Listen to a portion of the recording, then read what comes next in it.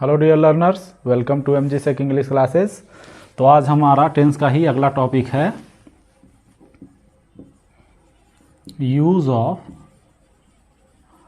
There. ठीक, there का प्रयोग।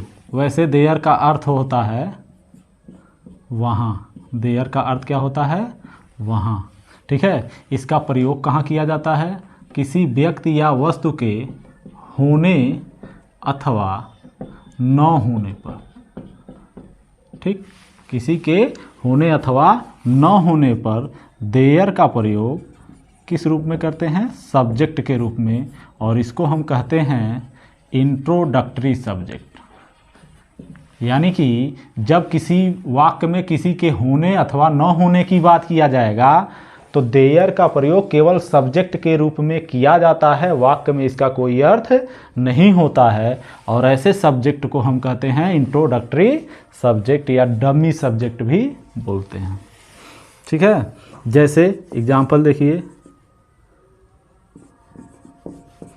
कमरे में कोई नहीं था। कमरे में कोई नहीं था, या कमरे में 40 विद्यार्थी हैं। ठीक है, तो यहाँ दूसरे वाक्य में हम देख रहे हैं कि 40 विद्यार्थियों के होने की बात कर रहा है, और इसमें कर रहा है किसी के नहीं होने की बात कर रहा है। या फिर अगला देखिए, गिलास में दूध नहीं है, तो दूध के नहीं होने की बात कर रहा है। ठीक,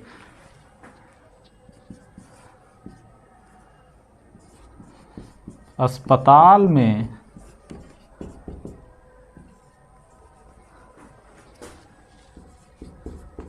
कोई डॉक्टर नहीं था। ठीक, अस्पताल में कोई डॉक्टर नहीं था। या फिर लिखे, जंगल में कई शेर थे। किसी गांव में एक कलाकार रहता था। तो यहाँ कलाकार के होने की बात कर रहा है, यहाँ शेर के होने की बात कर रहा है। इससे साधारण सा एक सेंटेंस हम लिख रहे हैं, एक राजा था। ठीक, तो यहाँ पे हम अगर ध्यान से देखेंगे तो राजा के होने की बात कर रहा है। ठीक है, तो यहाँ सब्जेक्ट के रूप में हम क्या लिख देंगे? देयर। ये किस टेंस में है? पास्ट में है। कौन है? एक है, तो आज पास्ट टेंस में क्या लग जाएगा? वॉज। एक राजा, ए किंग, फुल स्टॉप। कमरे में कोई नहीं था, तो यहाँ पे भी सब्जेक्ट के रूप में क्या लिख देंगे? देयर। कोई नहीं था, ये भी पास्ट में है, एक वचन है, या कोई हय्यन है तो एक ही वचन मानेंगे, वाज। नॉट, कोई नहीं का क्या लिखेंगे? एनीवन। कमरे में, इन द रूम। गिलास में दूध नहीं है, तो क्या लिखेंगे इसका? There is. मिल्क वगैरह क्या है? अनकाउंटेबल नाउन, तो एक वचन मानते हैं। There is no milk. कहाँ? गिलास में, इन द ग्लास। तो अब ध्यान से देखिए, यहाँ पे नो लगा दिए, ठीक है, और यहाँ पे नॉट। तो इसके पिछले वाले वीडियो में भी हम बताए थे कि नॉट के बाद क्या आता है? एनी आता है। ठीक, और नो के बाद सीधा क्या आ जाता है? नाउन आ जाता है। ठीक है, कमरे में 40 विद्यार्थी हैं, तो 40 बहुवचन है, तो क्या लग जाएगा प्रेजेंट में? आर, देयर आर, और 40 का अंग्रेजी होता है 40। ठीक है, बहुत सारे बच्चे स्पेलिंग गलत करते हैं, FOURTY बोलते हैं। ठीक, तो वो गलत हो जाएगा। स्टूडेंट मीन्स विद्यार्थी, और 40 हैं, बहुवचन है, तो यस लगा दिए। कमरे में, फिर वही इन द रूम, या इन द क्लासरूम भी लिख सकते हैं।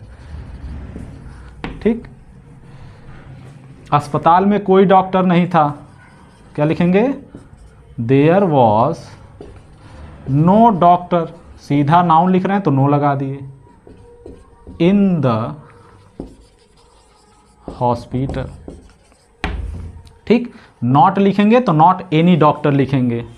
जंगल में कई शेर थे, तो बहुवचन है कई, तो वर लगा देंगे। कई का हो जाएगा मेनी, कोई का अंग्रेजी होता है एनी। ठीक है, मेनी शेर का लायन, और यह जोड़ दिए जंगल में, इन द, चलो इधर नहीं लिखते हैं, ठीक है, इन द फॉरेस्ट। ठीक, किसी जंगल में एक कलाकार रहता था, इसका क्या होगा, देयर, सब्जेक्ट लिख दिए।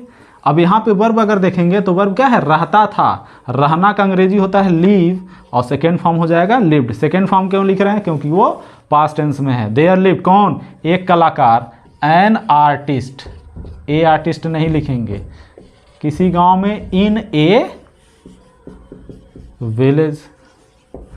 ये हो गया फुल स्टॉप।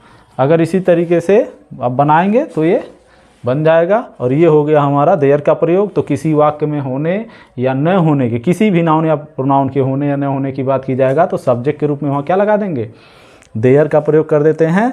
और देयर के हिसाब से ही, प्रेजेंट पास्ट के हिसाब से ही हमारे आवाज वर्ब, या फिर अगर कोई एक्शन वर्ब रहेगा तो उसका फर्स्ट फॉर्म या सेकेंड फॉर्म लगाएंगे। ठीक है, तो अगर इससे रिलेटेड कोई क्वेरीज हो, कोई डाउट्स हो तो आप कमेंट कर सकते हैं। Thank you.